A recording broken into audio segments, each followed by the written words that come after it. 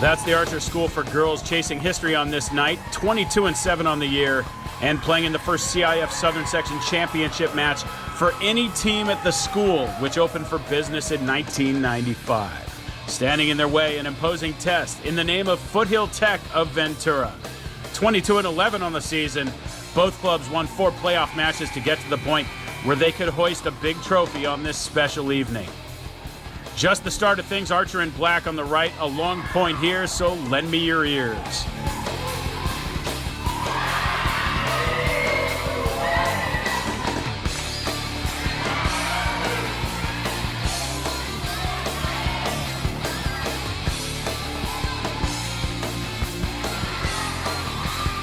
Foothill Tech's imposing front line is there for the block and the point. They lead it early 2-1. A little later, Rachel Bohm serving for Archer. She gets some help from the net, and Foothill Tech can't do much with it. So they send it back over, and Archer tees up the big smack for Sydney Johnson. She delivers, and the Panthers lead it 4-3. Bohm on a serving run here. Let's go sound full for this point.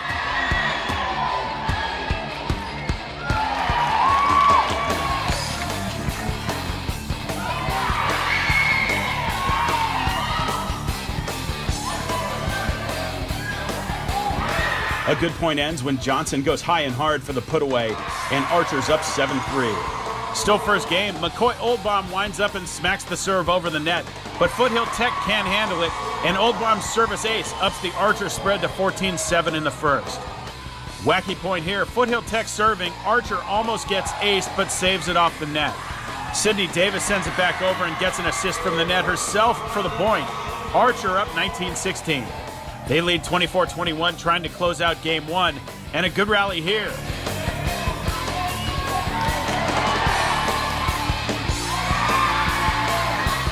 Sydney Johnson cracks another missile for the winner, and the Panthers take the game 25-20. The Archer fans who made the trip can smell the long-awaited title trophy, but there's a lot of volleyball left. Second game off the Foothill Tech serve, decent point here. Archer uses their 3 to tee up Johnson. She goes off speed and Foothill Tech struggles to save it. When they do, Archer attacks. Andrea Campos to Danielle Roberts for the unreturnable laser. Archer up 4-2 early. And 25-24 here, Campos serves into play, and Foothill Tech sets up their big front line. Problem is, Bohm is there with the block, and that seems to force a net violation on Foothill Tech. Archer wins game 2, 26-24. Third game now, Foothill Tech up 24-19 and a good point to finish.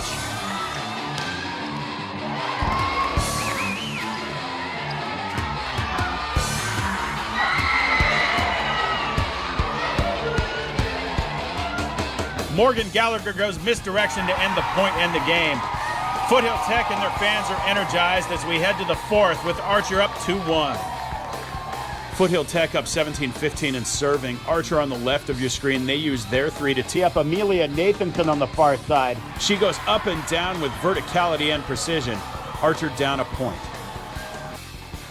They lead 21-18 here. Bohm serves a tough one, and Foothill Tech can't set up their offense. It comes back to Archer, and Johnson digs to Campos, who passes back to Johnson, who goes high for the hammer on the back line. 22-18 Archer. They're up 23-20 here. 2 points from Glory. The serve comes into Foothill Tech, and they have trouble building the attack. Archer says thank you very much. Campos to Johnson again. Sydney with more hops and punishment for the volleyball. And this puts Archer on the doorstep. Their fans going bonkers that they're this close. It's 24-20 Panthers. But first, we got to watch Johnson defy gravity in slow motion. Watch Sydney get off the ground to add some extra mustard to this fastball. And that's the point that brings Archer to the brink. 2 points later, Foothill Tech serving and Archer plotting the kill shot. They get it here. Campos, perfect service again to Johnson, and Sydney puts it away through the block. And for the first time in their 22-year history, a team at the Archer School for Girls can lay claim to a Southern Section Championship. The final, 25-21, 26-24, 19-25, and 25-21. And here's another thing that's new for Archer. Receiving your championship swag from the Southern Section. Athletic Director Denny Lennon there to hand out the gear to, among others, Andrea Campos and Kat Oriel. But the individual handouts are the appetizer. The main course is the Southern Section title plaque.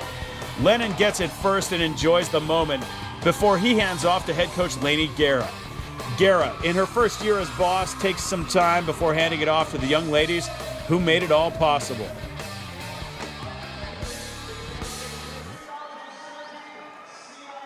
It's really an amazing feeling to be on a team that's made history at Archer. The girls and I are really close together, and I'm really grateful that I'm on this team. We just came out and played our game. We didn't really worry about the other side. We sort of played our game and played as a team, which I think is a really incredible thing. And I think the group of girls that we have together are really close, and I'm really excited for state.